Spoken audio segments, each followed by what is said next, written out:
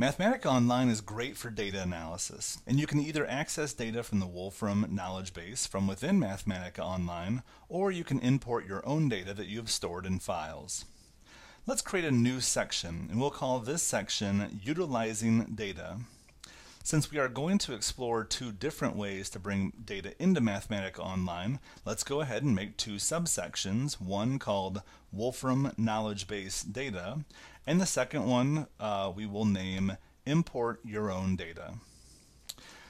Now, let's start a new freeform input cell. So far, we've mostly been using freeform input as a way to do calculations or visualizations, but we can also use it to query the Wolfram Knowledge Base, which powers resources such as Wolfram Alpha. Let's look at an example of grabbing some data by typing in Big Mac plus fries and pressing Shift-Enter. Now, what's happening when this command is running is a couple of things. First, our query is sent to the parser on the Wolfram servers to try to figure out what we mean by Big Mac plus fries. Once it figures out that we are looking for food information, then it goes to the Wolfram knowledge base and looks up information about a Big Mac and fries.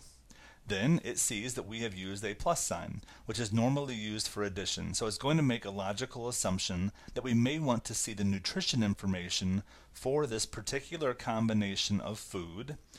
And then finally, it's going to return the results to us in an aesthetically pleasing format. And for this example, we get a very nicely laid out sort of daily nutrition label for the food in question. Let's try another example. I want to see the current temperature in Paxton, Illinois, which is a small town near our headquarters here in Champaign, Illinois. So I type in current temperature in Paxton, Illinois, and then hit Shift-Enter to evaluate, and then I get the result.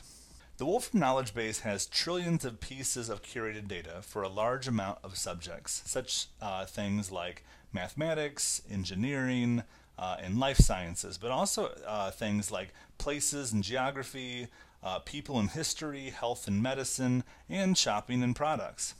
A more comprehensive look at the available data is beyond the scope of this video, but you can visit Wolfram Alpha to see many examples of how to query for this data. Besides the Wolfram Knowledge Base data, you can also import your own data as well. First, you need to upload your data to the Wolfram Cloud. You can do this by showing the File Browser sidebar, and you may need to show it if it's still currently hidden, and then click on the Upload icon. I'm going to select this Excel document, but you can choose your own local file, assuming it does not exceed the file size limits of your account. Now I click Upload, and I see the file listed with the other files in my cloud account.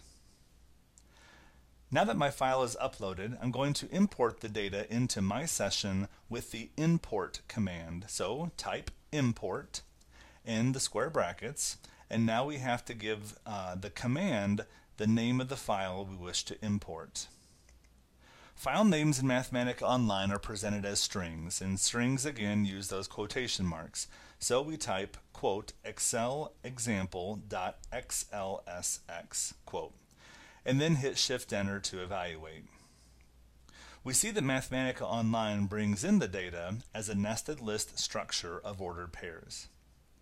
Since I'm going to want to use this data in a calculation, I'm going to go back to my import command and assign the result to a variable, which I can do by typing data equals in front of my import command and reevaluating.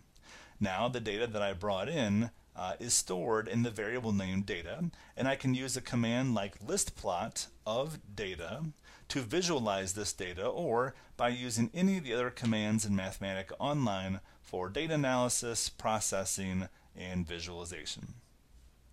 In the next video, you'll learn how to share your notebook with others for collaboration or viewing.